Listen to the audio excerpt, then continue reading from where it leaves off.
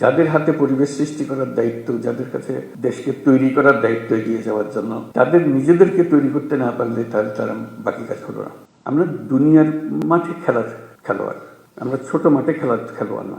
স্বপ্নের বাংলাদেশ গঠনে সবাইকে মাঠে নেমে দলবদ্ধভাবে খেলতে হবে বলে মন্তব্য করেছেন প্রধান উপদেষ্টা ডক্টর মোহাম্মদ ইউনূস। সোমবার তেজগাঁয়ে নিজ কার্যালয়ে আইনশৃঙ্খলা পরিস্থিতি নিয়ে পুলিশের উচ্চপদস্থ কর্মকর্তাদের সঙ্গে এক বৈঠকে এসব কথা বলেন তিনি। এ সময় পুলিশকে উদ্দেশ্য করে তিনি বলেন, দেশ বদলাতে হলে একক নির্দেশে নয়, সবাইকে নিয়ে একটা টিম হয়ে কাজ করতে হবে।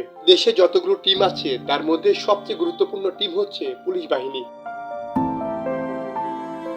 পুলিশকে অবহেলা করে দেশ গড়া যাবে না বলেও জানিয়েছেন প্রধান উপদেষ্টা। তিনি বলেছেন, বাংলাদেশ অপূর্ব একটি দেশ, আমাদের বিশ্ব মাঠে খেলার সক্ষমতা আছে, আমরা ছোট মাঠে খেলার খেলোয়াড় না।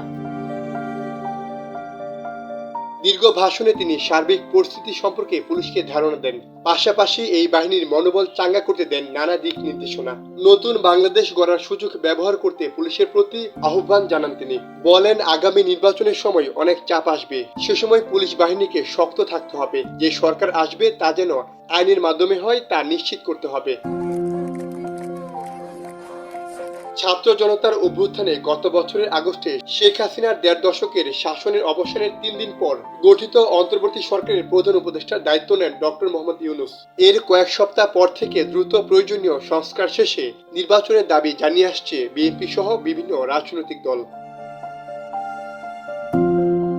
শুক্রবার জাতিসংঘের মহাসচিব বাংলাদেশ সফরে এলে তাকে প্রধান উপদেষ্টা বলেন, যদি রাজনৈতিক দলগুলো নির্বাচনের আগে সীমিত সংস্কারে সম্মত হয় তাহলে ভোট ডিসেম্বরেই হতে পারে, অন্যথায় আগামী বছরের জুনের মধ্যে অনুষ্ঠিত হবে।